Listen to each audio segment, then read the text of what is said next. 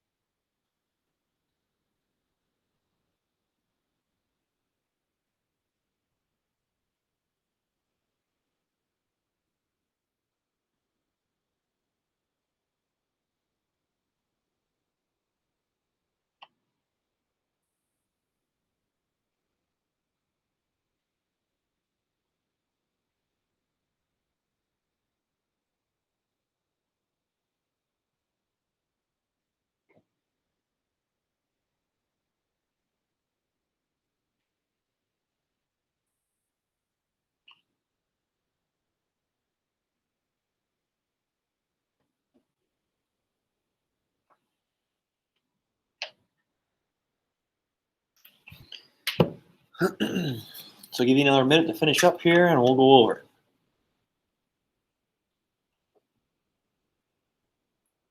So if you need to, come up with examples for them as well. That's probably the best way to really understand fully what these studies do and who they are performing their study on, and it's the best way to maybe see the advantages and disadvantages.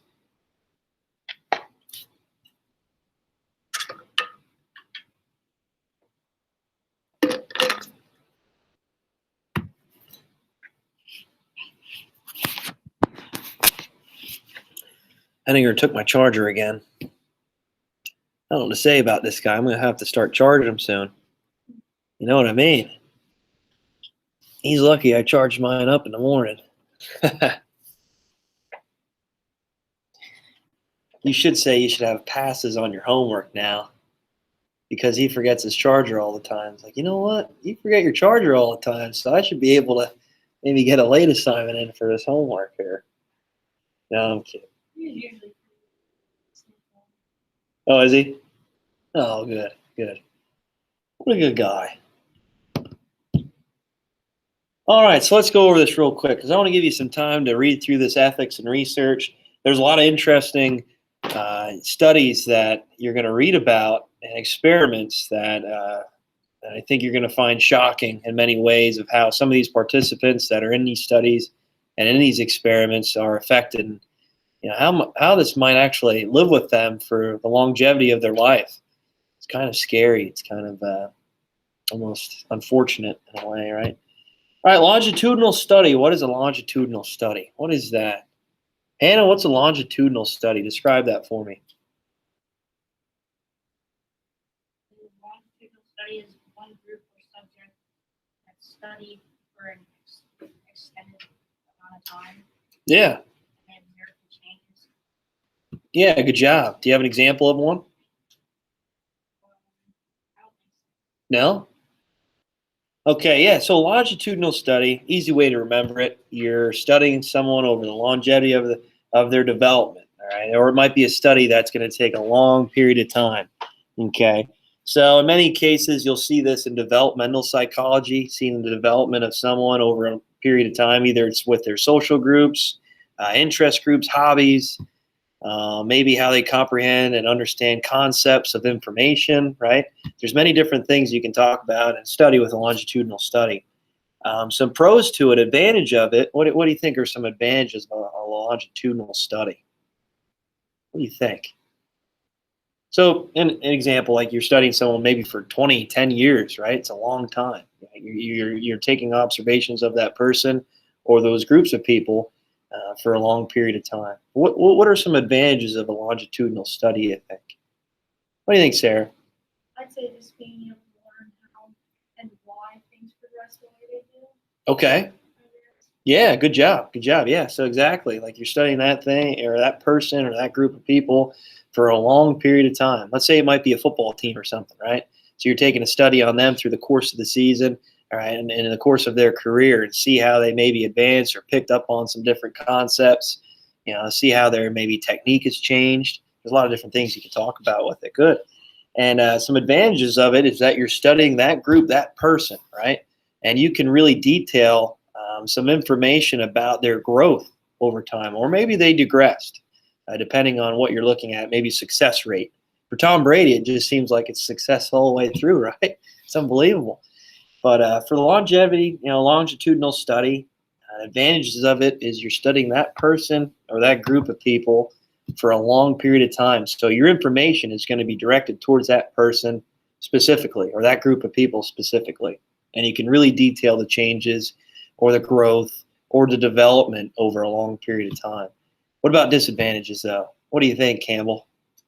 I said the time length and expense. Yeah, good job, right? So time expense especially, right? So I don't want to be that guy examining those people over a long period of time unless I'm getting really paid well. If it's football, then okay, I'm all in for it. I'm all ears. But especially with the longevity of it, okay, it's very time expensive. It takes a long period of time to gather up a lot of this information and a lot of this data, okay, especially if it's 10, 20 years. Then you got to perform your study, right? Okay. So, yeah, you can make observations for a long period of time. It's going to be very time expensive. And the advantage of it, we already know, is that it's going to be accurate information to that group or that specific person. Okay, but it's very time expensive. And depending what type of study you're doing or experiment, right, it could be very expensive financially, right? You guys ever watch The Tiger King? Whenever I hear financially, whenever that lady gets her arm bit by the tiger or ripped off, he's like, I don't know how I'm financially going to recover from this. It always cracks me up. They make a meme out of it all the time, and it cracks me up. Around this time last year is when that came out. Unbelievable. Campbell, did you watch it? Are you kidding? Oh, you got to check it out. You got to check it out. It's pretty crazy stuff. What about you, Booker? No, Hannah? Sarah, I'm sure you watched it and you're laughing. I thought it was pretty. Oh, it's crazy. It's crazy. Oh, man. Joe Exotic. Maybe they should do a longitudinal study on that guy. Yeah. Ooh, I don't know. That would be very interesting now. That'd be very interesting. All right, so cross-sectional study, what do we have? What is a cross-sectional study? Booker, what do you got? What's that? Are you asking me like what it is? Yeah, what is a cross-sectional study?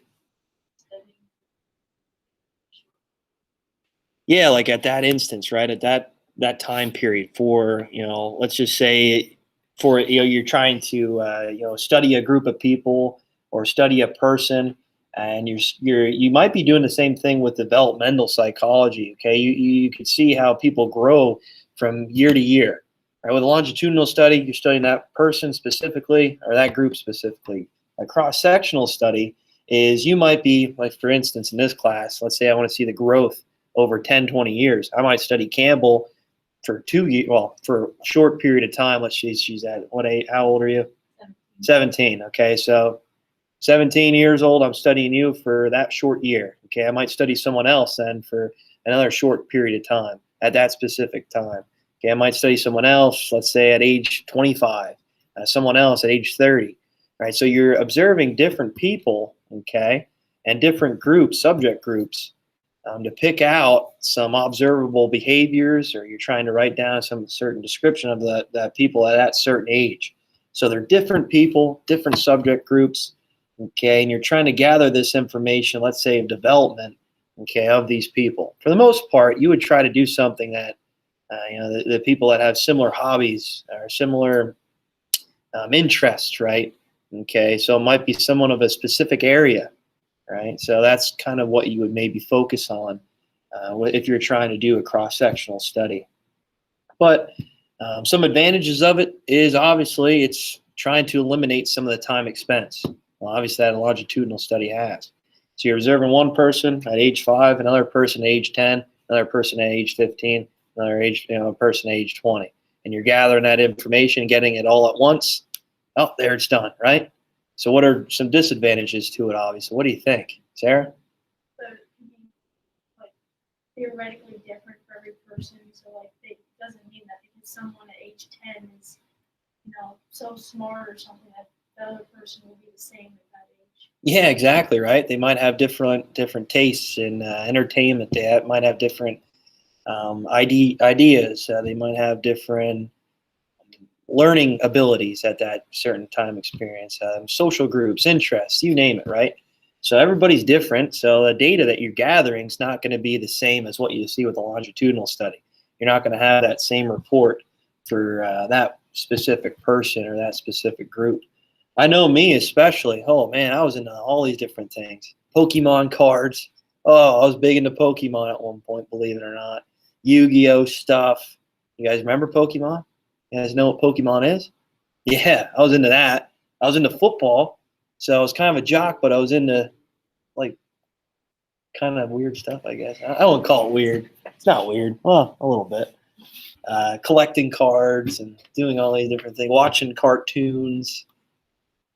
I was into artwork for a while. I was like, oh, I can draw stuff. Pretty neat. So yeah, there's a lot of different phases I went through, I guess, through my younger years and through adolescence that this could really skew someone's data if they're really, well, how does this person, let's say they want to focus on my athletic career. It's like, well, collecting Pokemon cards. What the heck? We didn't really expect this to happen. Thought he'd be watching ESPN all the time. Not really. Okay. So that's how a cross-sectional study could be different. Right? How that could maybe skew your results or your data depending on your observable information. All right, what about a cohort sequential study? I know it's not up there, but I went over it yesterday. What is that? Cohort sequential. Campbell, what do you have for that one? Do you remember? Add a cross section of the population and then study them over a period of time. Yeah, good job. So it's a little bit different than a cross-sectional study because cross-sectional is like that instance, that time. Here's the information. Here's my observable data. I've got it. I'm done. So cohort sequential is you're studying a group of people or a person from, let's say, age 5 to 8. Okay, and then another person from age 9 to 13, right? Just to give an example. So you're studying a group or subject for a short period of time, and another person at that same time through their development through 2 or 3 years, and another person, okay, from that short period of time, 2 to 3 years, right? So again, you're trying to eliminate that time expense, right? You're trying to eliminate that. Advantages of it, obviously, it's not as quick and as fast as gathering information as a cross-sectional study, but you're still eliminating that 10, 20-year gap that you would for a longitudinal study. Again, disadvantages, you're not going to have the same person, same group, same subject you're going to be studying for that period of time, so your information might be skewed, it might be different. But you're still seeing a little bit of developmental changes for just a short period of time of different subjects and different groups. So it's a little bit more in depth than a cross-sectional study as you're seeing the development and growth of someone or, through these phases, but not as obviously good as longitudinal. But you're cutting out the time. You're cutting out the time. All right, is there any questions on that? You guys good? All right, I want to make sure I went over that with you, so we're good to go and moving on. All right, vocab, I think we're good with. We're coming close to the end of the chapter here, so I'm thinking maybe a test next week sometime, okay? Test next week. I wanted to go over the surveys, obviously, so make sure you have those ready to go here now. And the ethics and research I want to talk about.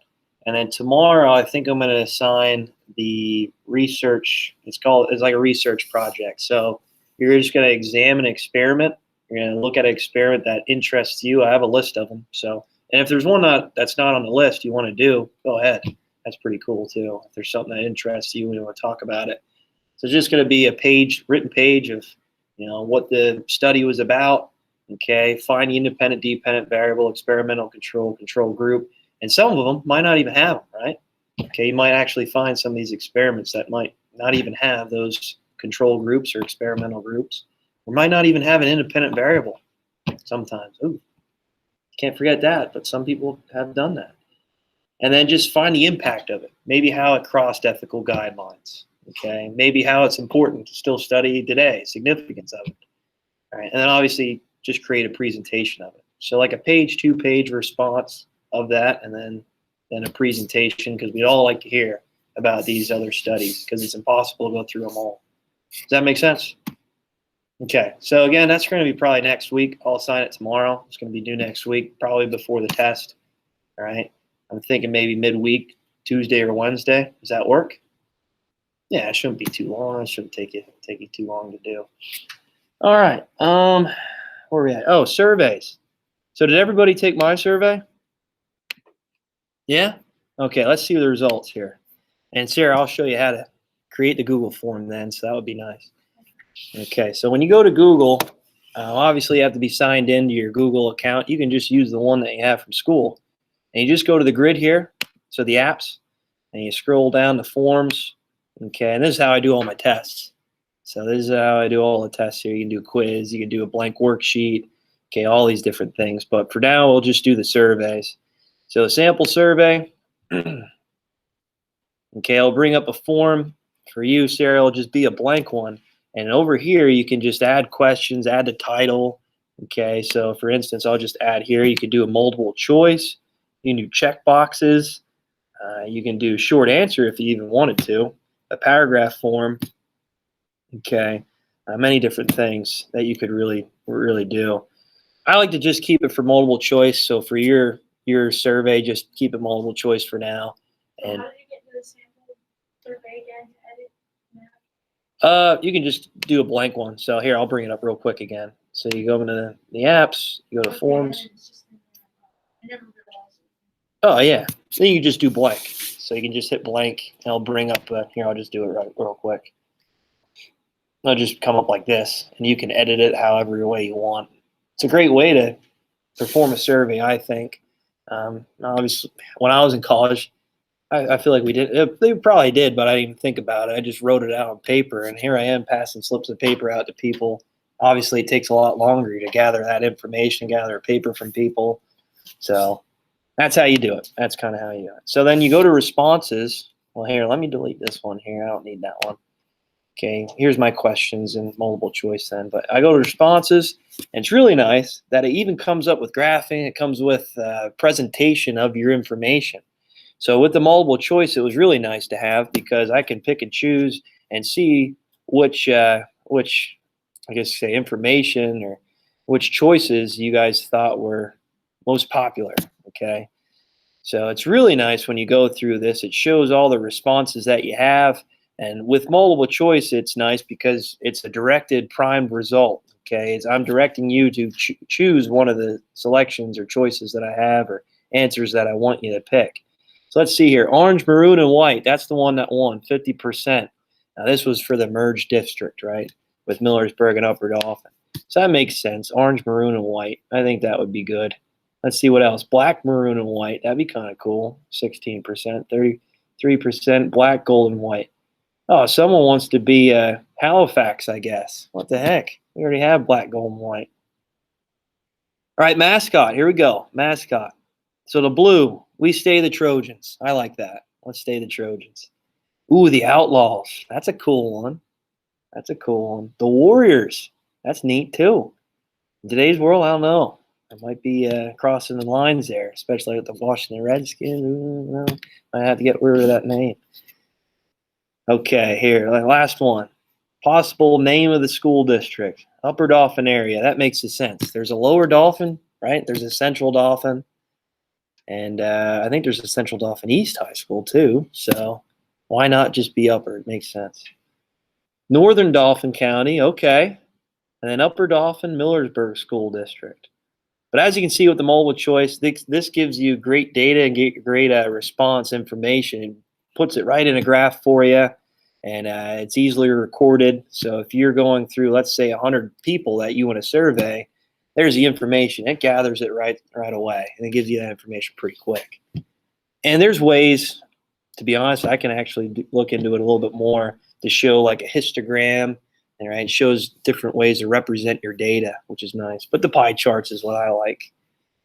And then here I did short answer. It's the same thing. Okay, it's the same thing. Why do you think it might be good? Why do you think it might be a benefit to have a short answer rather than a multiple choice question for a survey? What do you think, Campbell? People can have like unlimited options. Unlimited. Yeah, exactly, right? So if they wanted a different color that wasn't listed that I had, they can put that, and maybe it might build some traction. Maybe some people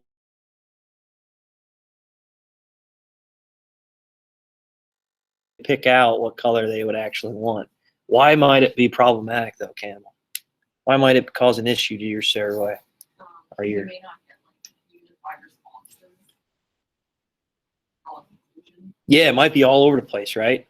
And let's face it, with all this information here, I'm going to have to go through it. Obviously, just 4 people is not bad, but with let's say 100, I'd have to go through and tally it down. This person said black, red, orange. This person said black, pink, and green. Oh my gosh, I go through the whole thing. It would take forever. All right, so that's something you should maybe think about when you're performing a survey. All right, same thing. I asked it for obviously all the other ones. And also, what should you think about when you're given a survey? What do you think? What should you keep in mind if you're about to give out a survey, if you're trying to gather information? What do you think, Sarah? Possibility for bias. Oh. based on- Like if you give a survey about football players versus like Yeah. typical bias. Yeah, exactly, right? Maybe pick out and understand who your population is, right? Make sure that you choose who you are actually surveying and who's participating in your study. I know I gave the example yesterday. You'll hear it in the lesson maybe if you watch it. I said about learning and how growth and the interest in school. I said, oh, last year's class compared to this year. Oh man, you might get a lot of different data, a lot of different information, especially with some of those bad eggs last year. No, I'm just kidding. I like them, but some of them are a little out there. All right. But anyway, that's how you do survey. So let me go through here. Campbell, I liked yours. I did yours already. Really? Just because you had yours submitted like that. Yeah. So let me go through here. So are we good with that? Can I get rid of it? Okay, that's my sample. All right, let me go to it here. Is it right if I bring yours up? No. Okay, cool. It actually might not let me take it again because I already took it. We'll see. We'll see. Oh, Hannah, there. Let's take yours here. Well, I thought yours was here on. Let's take yours and Hannah's.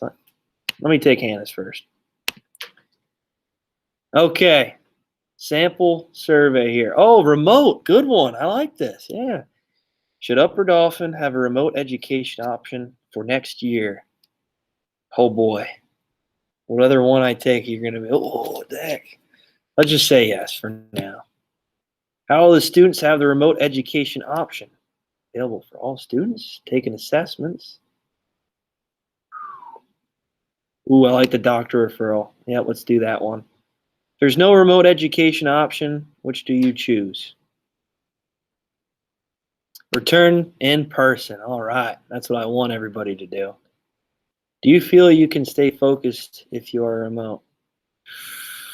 Oh, man. Sometimes yes, when the cat's not jumping in my face at home, and sometimes no. If there was no remote, what would make students want to come back to in person? Ooh, I like all this stuff. Block scheduling. You want that? No? I was going to say that would be long. 90 minutes. Ooh. Let's see here. Let's just say clubs. I'll add some clubs there. How could we make our remote education better? Oh yeah, synchronous. Let's get to it. All right, submit. And then Hannah, since I recorded, all right, you can go through the data. You can see it. Obviously, it'd be better if more people take it. So if you guys are in the class, you can see that response. Go ahead and take it. That'd be good. All right, Kim, I need to find yours here. Hopefully, it comes up again. There it is. Got it. Oh, school lunch. All right. I've yet to eat school lunch here, so I wouldn't know. But I'll just go through it like I did. Say I take it every day. I like it. You know. Do you like the food they serve? Oh yeah, absolutely. Popcorn chicken bowls every week. No, I'm just kidding. Pizza dunkers. What is your favorite food? Oh, there it is. I said it. Popcorn chicken bowl. What is your least favorite food?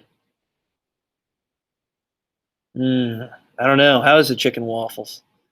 You don't like it? I'm not a fan, but Okay. Well, let's just put that one then. Would you recommend the school lunches? Oh, of course. Yes.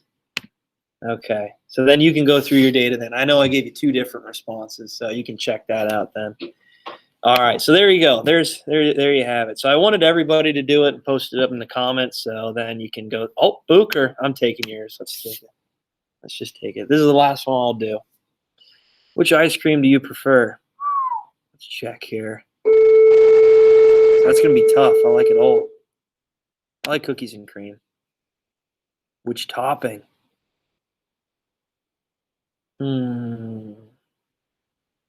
If I'm doing on cookies and cream, I'll go chocolate syrup. Cone or dish? Dish for sure, because I don't want to get it dripping all over my hands. I hate that. Then I got to wash them or lick them off and look like a weirdo. COVID, you can't do that. You can't lick your finger like that. Which cones do you prefer?